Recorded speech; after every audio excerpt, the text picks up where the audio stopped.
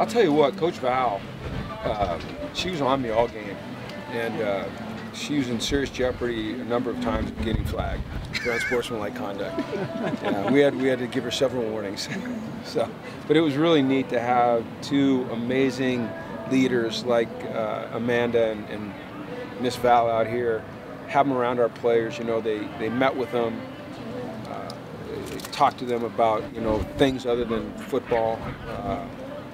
I think they enjoyed it. I think our players really enjoyed it. You saw Miss Val, she got the Gatorade bath, and you know, we've got so many great coaches on this campus. To me, it's important to expose all our student athletes to all of them, you know, and so that was a great opportunity to do that today. You also handed out a scholarship today. We did, yeah. Thinking there. Well, that was very meaningful. I mean, Gio has, you know, worked himself into a position here on our team where he's very valuable. He's very well respected by his teammates and his coaches, and you know, we wanted to reward him, and it was time. And you know, right now he's our starting fullback. You know, and he's an integral part of our offense and our special teams, and you know, our locker room chemistry. And you saw how the players reacted to that. And that's not something that we typically do. When we do those things, they're usually private. Because I don't like the guys that aren't getting recognized, that have worked just as hard and, you know, are clamoring for that scholarship to feel bad. But this was a special case. There's some things going on in Gio's life that, you know, he needed a little pick-me-up, so we gave it to him.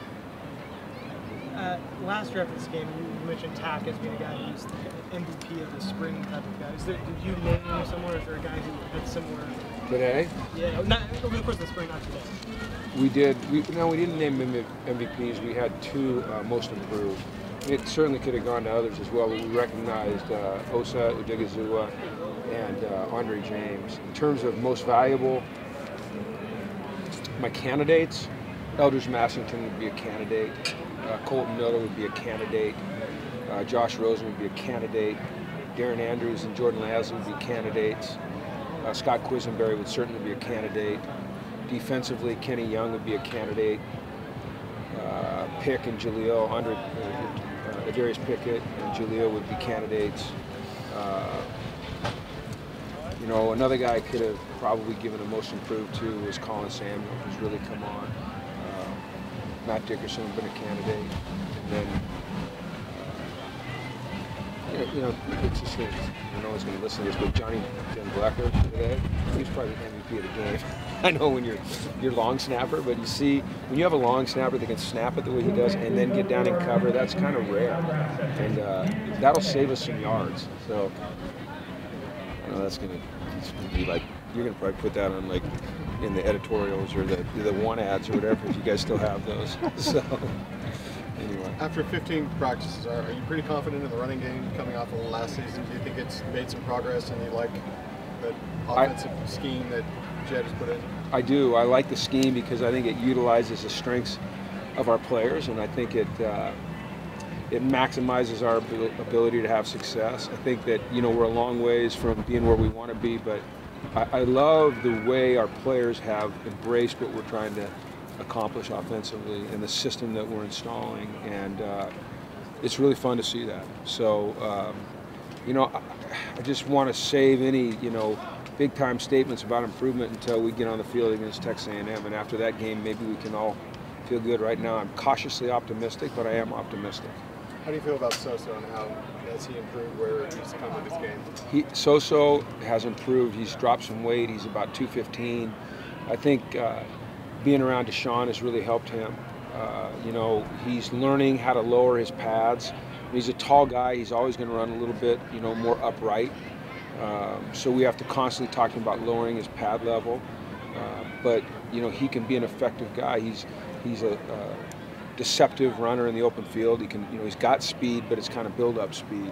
But I think, you know, when you look at the combination of Soso and Bolu and Brandon and Nate Starks and Jalen Starks, you know, that's five pretty darn good backs, you know, all capable of playing in the Pac-12 and being successful. So I think we've got a good group. And then Jalen plays, you know, some fullback as well. Josh Rosen didn't get much going on his first drives and then had 9. I think he completed 9 of 10 on that scoring drive. What did you see from him today? Well, I think that first pass, I think he'd do a great ball that would have gone for about 20 or 25. The first one, we didn't catch it. Yeah. And then the second one, the second pass or so, I think we wound up checking it down. And then, you know, we just couldn't get it going. We tried a couple different things. We wanted to just kind of let him play. We wanted to get him, the second series, try to get a pass in, and ball gets picked off in the corner route. And then third series, we ran the ball on third down to see if we can get a little reverse. But then the fourth series, he came out and did a nice drive. I mean, I think he hit on all his passes, and he looked good. He looked really comfortable. Looked like he was in rhythm. All the guys caught the ball, and then DA ended with a really nice route. So that was good. And then that was it for him. So it was nice to see him get that drive going, but we'd like to start faster. How has your relationship with Josh evolved over the course of the spring? Good. I think that it's gotten to a point where we spend time together, and he trusts that what we're going to tell him, you know, he's going to try to execute the best he possibly can, and I trust what he tells me.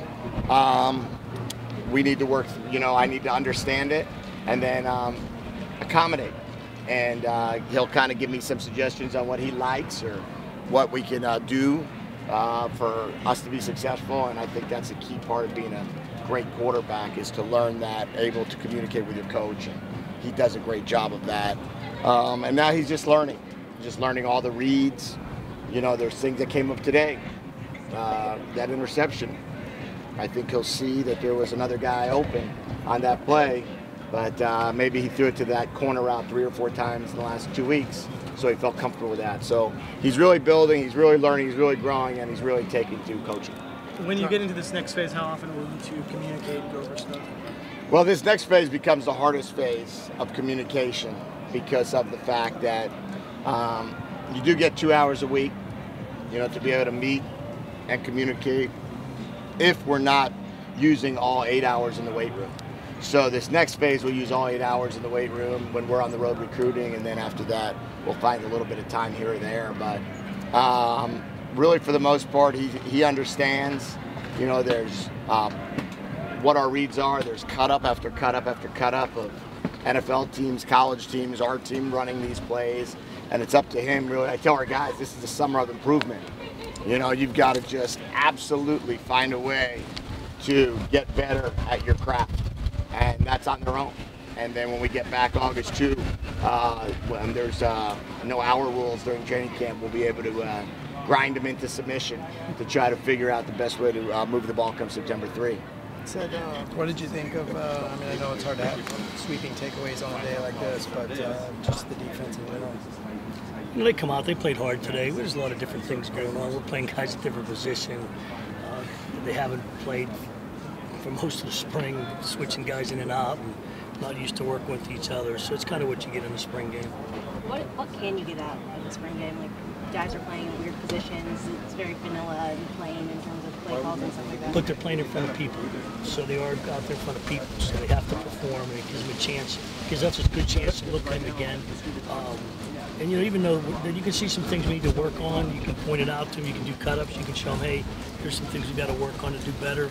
Obviously our tackling's got to get better. We don't do as much live tackling all the time like we did today, so you can see where that's something that we can work on. There's all these little things that'll come up today from watching the tape that we'll be able to coach off of with the younger guys especially. Coming out of the spring, where's your confidence level with the depth of your defensive line? It seems like there's a few guys that really have stepped up that are playable, like Osa and Chigozie. Yeah, I think they've done a really good job. I think that's developed. We're anticipating that happening. Those guys are pretty good players behind them. You've got to have depth in this league to keep rotating people in and out. You can't leave them staying there. You see when they're in there, people are in there for a long time. It's very hard. We need to keep them fresh. So that's key for us, is to have that rotation going. I think we've developed that this spring. We've had guys that have been forced to play different positions. We've moved them around intentionally. We were able to get a guy like Jalen in there early, you know, which could give him a chance to work through what we're trying to get done. So that'll be, that I thought was a real positive from the spring.